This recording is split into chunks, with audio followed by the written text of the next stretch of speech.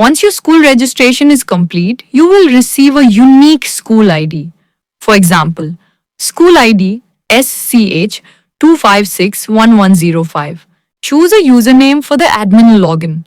Example, Green Valley Admin. By default, this field is auto-filled with the school name you provided earlier. However, you can edit it if needed. Example, Green Valley Public School. Create a secure password for the admin account. Re-enter the same password to confirm it. This is automatically filled with the contact number used during school registration. You can keep it as is or enter a different number if you prefer. The email is also auto-filled based on the registration. You may update it if you wish to use a different email for admin communication. Once all the fields are complete, click the Register as Admin button.